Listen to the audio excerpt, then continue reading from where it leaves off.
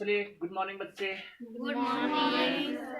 आज आप लोगों को बिहार बोर्ड की परीक्षा जो होने वाली है 17 फरवरी से, उसमें कुछ बदलाव किया गया है। उस चीज़ को हम लोग विस्तार रूप से जानते हैं कि क्या क्या चीज़ बदलाव किया गया है और कैसे किया गया है।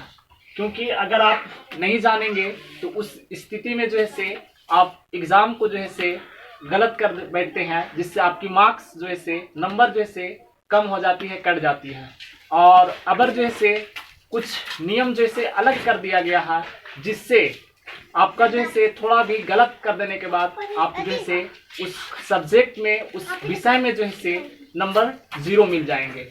तो पहला बताया गया है कि आपका जो कॉपी मिलेगा वो 3 इस तरीके से बांटा हुआ 3 भाग में रहेगा। ये आपका पहला भाग रहेगा, ये आपका सेकेंड भाग रहेगा, ये आपका थर्ड भाग रहेगा। जिसमें पहला में जैसे आपको सब्जेक्ट का कोड आता है, उस सब्जेक्ट कोड को डालना है। और ये जो बीच का भाग है इसको मध्य भाग बोलते हैं। इस मध्य भाग में आप लोग कुछ भी ना लिखेंगे, समझ रहे ना? Yes sir. ये बीच वाले भाग में आप लोगों को कुछ भी नहीं लिखना है। और इधर जैसे आपको कुछ और सब्जेक्ट का नाम, कौन सा आप मीडियम से दे रहे हैं, हिंदी से दे रहे हैं या इंग्लिश से दे रहे हैं, वो आपको भरने के लिए मिलेगा। तो इसमें आप भर सकते हैं।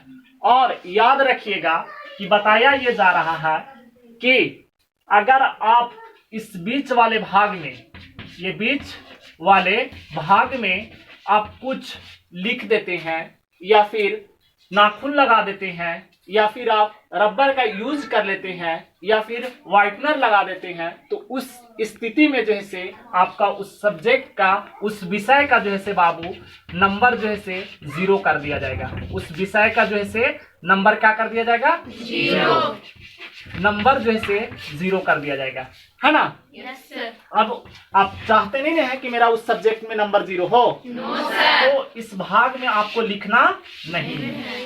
इस भाग में आपको लिखने की जरूरत पड़ेगी और इस भाग में लिखने की जरूरत पड़ेगी, ठीक है ना? Yes sir. और एग्जाम हॉल में याद रखिएगा कि अगर व्हाइटनर कोई भी देता भी हो तो उसको आप प्रयोग ना करेंगे, है ना? Yes sir.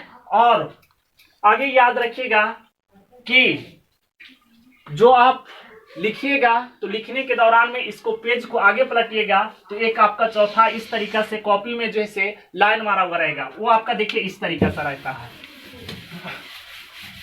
आप लोग को समझ में आ रहा है ना? Yes sir. देखिए ये आपका इस तरीका से ऐसे भाग रहता है और एक इधर आपका रहता है, ठीक है ना? यस तो सर। इस भाग में जो है इस तरीका से आपका लाइन बनाया हुआ रहेगा, इस तरीका से, है ना? Yes sir. इस तरीके से जो लाइन आपका बनाया हुआ रहेगा, तो उस लाइन में जो है याद रखिएगा कि जब लिखना आप शुरू कीजिएगा तो क्वेश्चन नंबर फर्स्ट का आंसर इस तरीके से लिखिएगा, ठीक है ना? Yes sir. और कभी भी जब लिखना तो इस लाइन के ऊपर हिंदी लिखा जाता है, ठीक है ना? यस तो सर। यहाँ से आप लिखना शुरू कीजिएगा और इस भाग तक ही जाइएगा, इधर जाने की कोशिश ना करेंगे, है ना? Yes sir. और लाइन छोड़ करके ना लिखेंगे, लाइन छोड़ करके ना लिखेंगे, ठीक है ना? Yes sir. देखिए इतना आप समझ में आ गया ना? Yes sir. चलिए, जब आप सेंटर पे पहुंचेंगे तो आपको बहुत ही फायदा होने वाला है। सेंटर पे देखिए क्या क्या बताया गया है कि सेंटर पे जब आप पहुंचते हैं, कहाँ पहुंचते हैं? सेंटर पे। अगर आपका एडमिट कार्ड मिस्टेक से या फिर किसी तरीके से आपको गुम हो चुका है,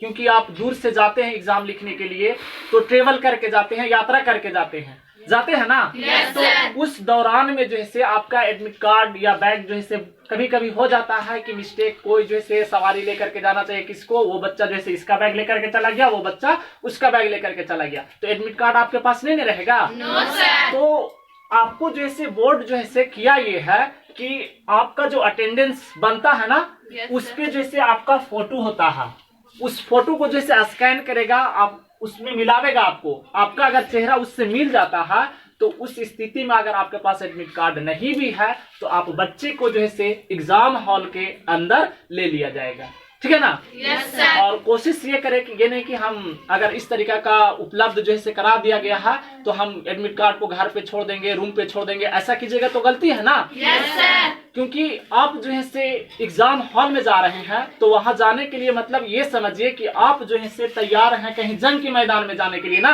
Yes, यानी sir. लड़ाई करने के लिए जब जाओगे तो तुम अपना हथियार घर ही छोड़ जाओगे तो जंग में लड़ सकते हो तुम लोग? No, sir. नहीं ना। No, sir. तो हम लोगों को जब एग्जाम में जा रहे हैं तो एग्जाम में जाने के लिए सारा कुछ व्यवस्था जो है लेकर के जाना है।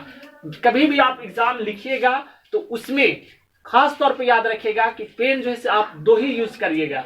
चाहे तो आप ब्लैक से लिख सकते हैं या तो फिर आप कोसा से लिख सकिएगा, ब्लू से लिखिएगा। कौन सा पेन से लिखिएगा? Blue से। ब्लैक या Blue से। ठीक है ना। और आप बच्चे याद रखिएगा दूसरी बात और कि अगर आपको मोबाइल रखते हैं या फिर आप हेडफोन हो, ब्लूटूथ हो या फिर किसी भी प्रकार का इलेक्ट्रॉनिक गैजेट हो तो उस चीज को जो है से आप एग्जाम हॉल में लेकर के नहीं जा सकते हैं। ठीक है ना। Yes, sir. अगर आप लेकर के जाते हैं तो आपको जो है से एग्जाम हॉल से वर्जित निकाल दिया जाएगा, निष्कासित कर दिया जाएगा। ठीक है ना। Yes, sir. तो आप चाहते हैं कि हम एग्जाम हॉल से निष्कासित कर दिए जाएं? No, sir. तो वो सब चीज को आप लोगों को लेकर के नहीं जाना है। ठीक है ना। Yes, sir. और जो भी आपको बताया गया है वो सब सारा कुछ समझ में आ गया। Yes, sir. और लास्ट बात एक चीज आपकी और है कि आपको जो है से ठंड की वजह से पहले जो है से जूता जो है से पहन करके नहीं एंट्री लिया जाता था एग्जाम हॉल के अंदर में। अब जो है से आप जूता मोजा पहन करके भी जा सकते हैं। ठीक है ना। Yes, sir. तो आप बच्चे को ये सारे चीज समझ में आ गया ना। Yes, sir. इतना आपका